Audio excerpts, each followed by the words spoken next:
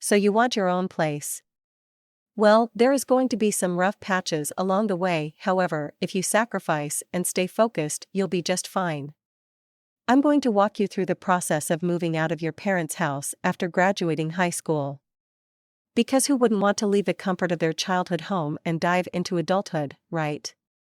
Step 1. Assess your finances. The first step in moving out of your parents' house is to assess your finances. Or in other words, figure out how much money you have, which is probably close to zero because you just graduated high school. Step 2. Find housing options. Once you have an understanding of your finances, it's time to start looking for housing options. And by options, I mean the one apartment you can afford that's a 30-minute walk from your job. Step 3. Create a budget and figure out your transportation situation. After you've found a place you'd like to live, it's important to create a budget. So you can limit your eating habits to ramen noodles and tap water for the next year. You'll also mostly likely need transportation. I suggest you get a job that is close by to where you're planning to live.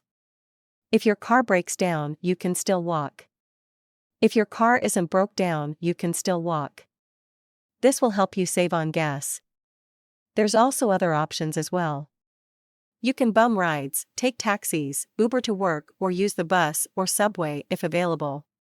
If you absolutely have to get a car, get a cheap used one. You do not want payments. You're going to have to buy car insurance, gas, license plate, and you're going to have to pay for your registration every year as well. Then you have regular maintenance like oil changes, new windshield wipers, new tires, brake light goes out, bad spark plugs, broken timing belts, and many other things that can nickel and dime you till you're broke. Step 4. Start saving money. With your budget in hand, start putting away as much money as you can each month. Because, eating is not optional. There's no way to get your own place without a source of income. You are going to need to pay rent, buy furniture, maintain bills, and hopefully eat, which all cost money. Most likely you'll need a second income source as well. Nowadays having an entry-level job just isn't going to cut it. You will need a second income stream if you plan on preparing for emergencies or if you don't make enough from your first job to take care of all your expenses. I suggest you start a side hustle, specifically online, like a dropshipping store or passive income stream. There's very little cost up front and you'll learn while you earn. This will do 3 things. 1. It will help you build an emergency account of $1,000 in case you lose your job or have an unexpected bill. This will help you stay out of debt. 2. You'll be able to open an account with either Vanguard, Fidelity, or Charles Schwab to invest in the S&P 500, which is the top 500 companies. Owning a part of each one of these long-term will increase your wealth. By starting young age, you'll benefit from compound interest, causing your money to build upon itself, which is called the snowball effect.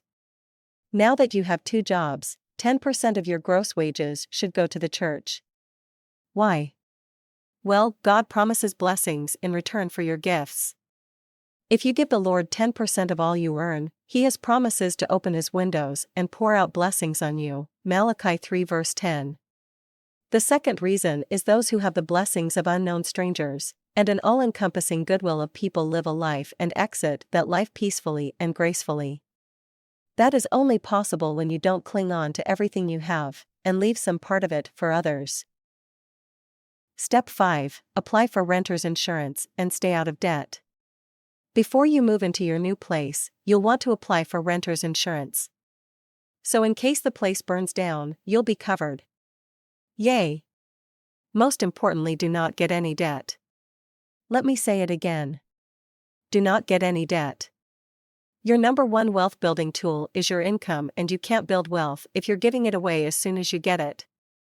You will have plenty of bill collectors and people with their hands out ready to take your hard-earned cash. Don't add any more. I know you want the newest iPhone or that nice car with the $300 a month payment, but it's simply not worth it.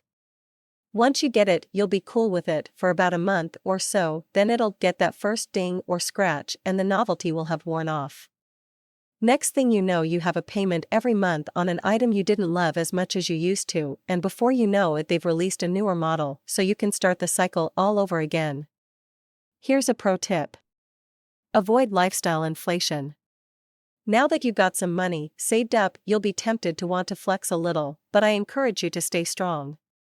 You are going to talk yourself into needing some new clothes or needing that night out with friends to de-stress, but stay focused. You have to start planning for the future and can't make impulsive decisions now. Remember, when you move out, every little bit counts. You're going to have to buy toilet paper, soap, and laundry detergent. Those things aren't going to just appear because you wanted to go out to eat with your friends. Step 6. Gather furniture, household, and moving supplies.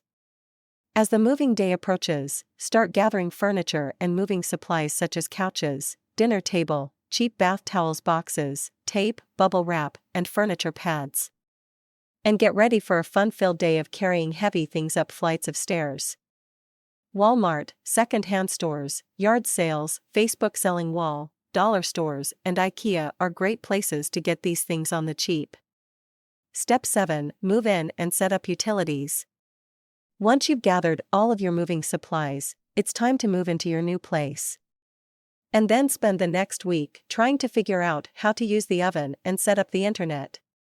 And that's it, you're officially moved out of your parents' house and on your own.